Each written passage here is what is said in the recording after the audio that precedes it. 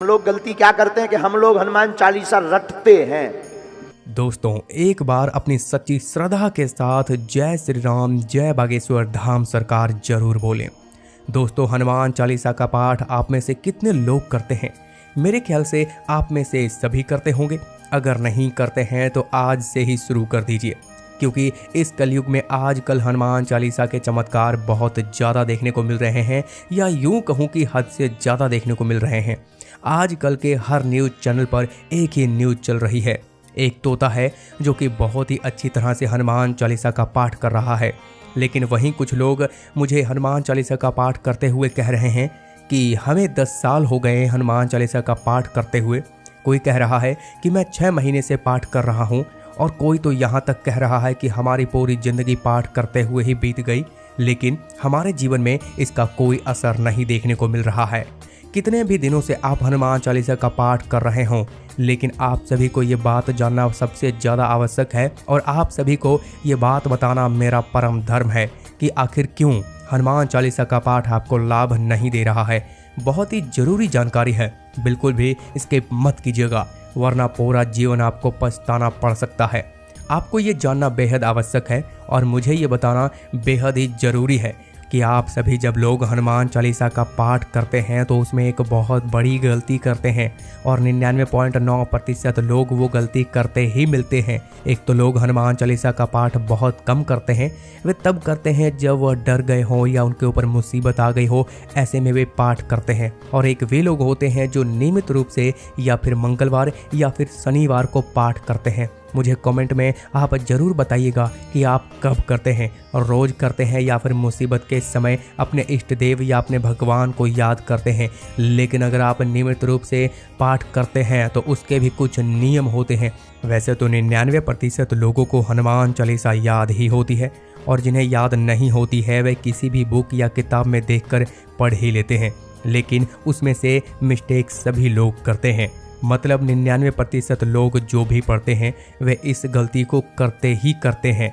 तो मैं आज आप सभी को वही गलती बताने जा रहा हूं। तो सबसे पहले मैं आपको हनुमान चालीसा पढ़ने की सही विधि है वो बता दूं, कैसे आपको पाठ करना है। अच्छा, एक बात बताइए, जब भी आपसे कोई पूछता है कि आप कैसे हैं, तो आपका क्या जवाब होता है? यही कहते हैं ना कि भैया सब ठीक है, जबकि सब ठीक नहीं होता है। तो ऐसा क्यों होता है? जब हम हनुमान चालीसा पढ़ रहे हैं, हनुमान जी की पूजा कर रहे हैं, तो गलती कहाँ हो रही है? क्यों हम दुखी रहते हैं? देखिए, ऐसा बिल्कुल नहीं है कि हनुमान जी कमज़ोर देवता है, या फिर वे हमारी पूजा का ध्यान नहीं दे रहे हैं, या फिर हनुमान चालीसा प्रभावी नहीं है। दोस्तों, इतने दिन हो गए पाठ करते हुए, लेकिन आपकी जो समस्याएं हैं वो ज्यों की त्यों बनी हुई है। पाठ का अपना असर क्यों नहीं दिख रहा है? सबसे पहले तो आप ये समझिए कि माँ दुर्गा की तरह ही हनुमान जी भी शत्रु नाशक देवता हैं। बस पाठ करने की विधि सही होनी चाहिए। आपको धन दौलत बंगला गाड़ी शत्रु से छुटकारा सब कुछ मिल जाएगा। जब भी आप हनुमान चालीसा का पाठ करते हैं तो कुछ बातों को अपने विशेष रूप से ध्यान रखना चाहिए।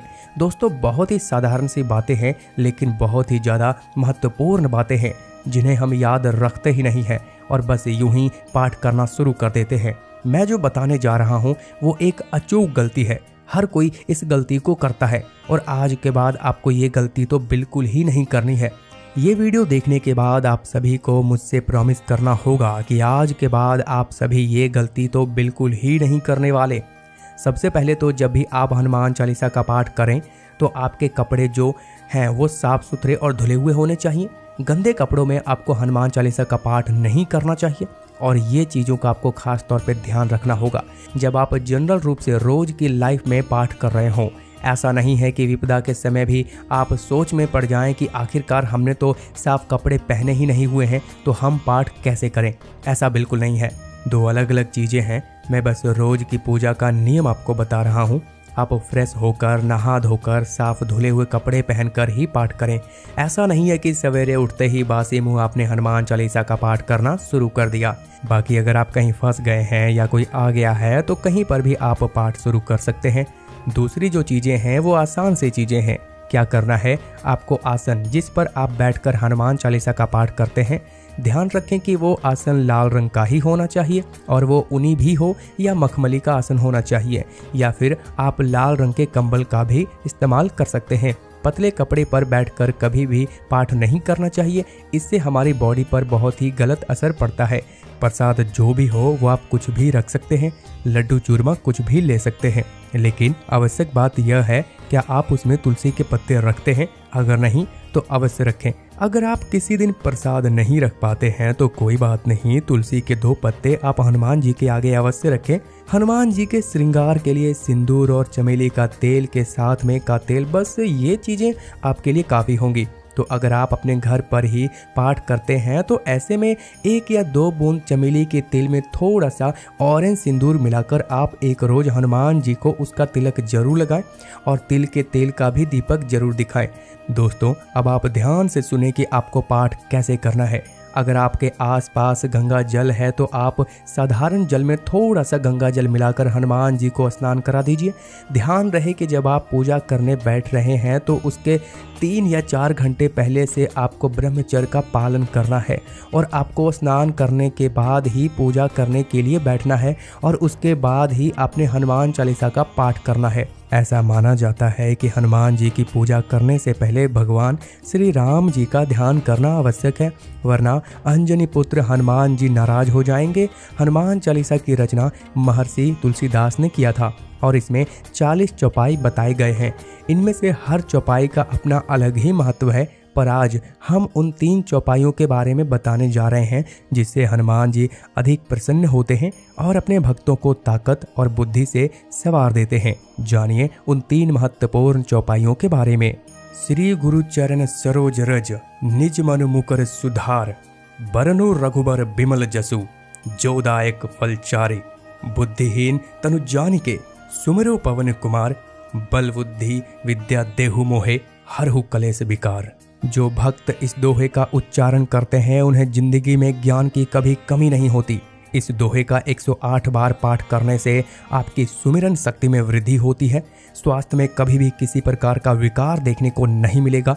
यदि आपका जीवन दुखों से भरा है तो स्वयं हनुमान जी उन दुखों को नाश करेंगे और अपने भक्तों को हमेशा उन्नत रहने का आशीर्वाद देते हैं। जो भक्त हनुमान चालीसा के 25वें चौपाई नासे रोग हरे सब पीरा, जपत निरंतर हनुमत बीरा का पाठ करते हैं उनकी जिंदगी रोग मुक्त हो जाती है। साथ ही इसका जप करने से हमेशा लाभ प्राप्ति होता है।